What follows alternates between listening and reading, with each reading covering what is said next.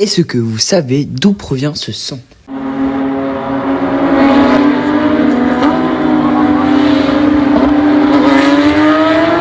Non, coupez, c'est mauvais son. On recommence. Est-ce que vous savez d'où provient ce son?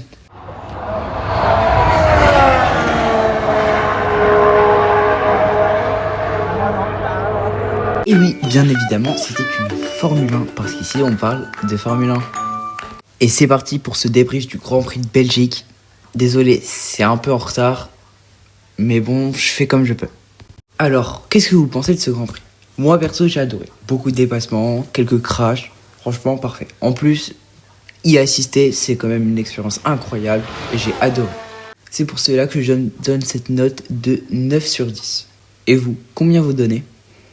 Ensuite, nous allons faire un tour de ce circuit parce que pas tout le monde connaît. Et je vous laisse avec la vidéo.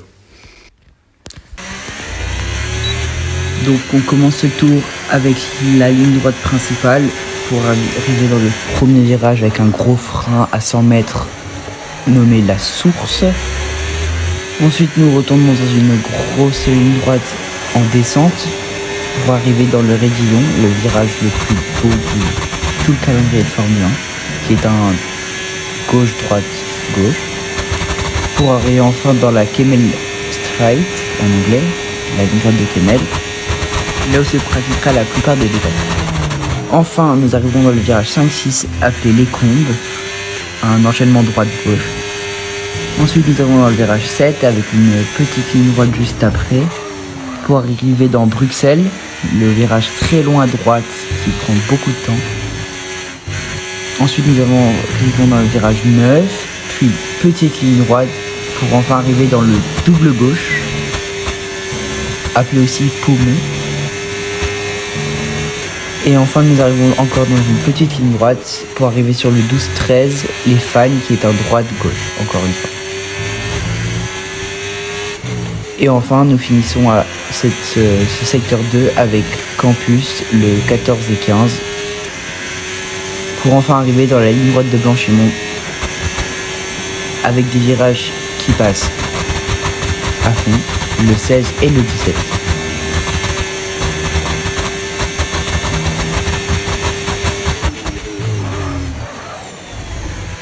Et enfin un gros freinage à l'arrêt de bus, le 18 à droite et le 19 à gauche, pour enfin finir ce tour. Et maintenant rentrons dans le vif du sujet. On va commencer avec mes flops. Alors le premier flop, c'est Haas. Haas, au début de l'année, c'était une équipe qui a marqué beaucoup de points. Alors, Biermann en a marqué 18, Ocon beaucoup moins. Il est à 3. Mais ils ont quand même marqué des points. Et là, depuis quelques Grands Prix, même beaucoup plus, on ne voit aucun point.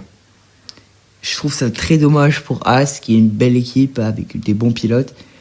Et donc, c'est pour ça que je les mets dans les flops, parce que la voiture est peut-être pas encore au niveau pour réussir à marquer des points à chaque Grand Prix.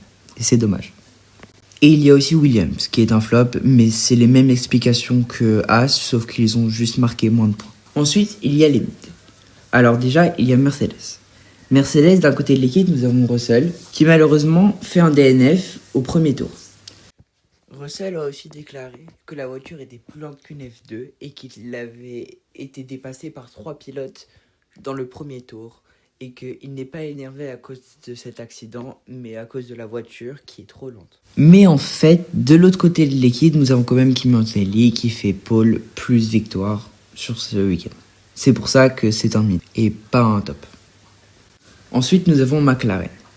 McLaren, ils font quand même des bons résultats, 5 pour Piastri et 7 pour Norris, mais c'est loin des attentes de l'année dernière ou de cette année. Il faudrait encore que la voiture soit beaucoup plus améliorée parce que 5 et 7, c'est pas optimal. Et enfin, Audi, avec Gabriel Bortoleto, qui lui tout seul fait 8ème, qui marque beaucoup de points pour l'équipe, et c'est plutôt cool. Et enfin, mes tops. Alors, pour commencer, Red Bull. Red Bull, on a Max Verstappen qui est fini 3ème, et Hadjar 6ème en partant de la 21ème place. Ce qui est énorme. Cela montre que la Red Bull est au top et que les Red Bull peuvent vraiment aller chercher des points. même de gros points. Et ensuite, mon deuxième top de ce débrief, c'est Ferrari. Ferrari, il n'y a rien à dire. Deuxième pour Charles Leclerc et c'est quatrième pour Lewis Hamilton, c'est super bien. On espérait jusqu'à la fin du Grand Prix que Leclerc gagne. Pendant quelques tours, il est resté derrière Antonelli et a réussi à matcher son rythme, mais en vain. Par contre, c'est une superbe opération du côté de Leclerc de faire un pit stop sous VSC. Mais une moins bonne opération pour Lewis Hamilton, avec les 5 secondes dont il n'est pas vraiment fautif. Et ensuite, l'arrêt au stand qui est très compliqué. Car on peut le voir sur cette vidéo que le mécanicien est devant la roue. Et voilà, c'est tout pour mes mid, mes tops ou mes flops. J'espère que ce débrief vous a plu. Et n'hésitez pas à me lâcher un petit commentaire, à vous abonner et à liker la vidéo, ça m'aiderait énormément. Ciao!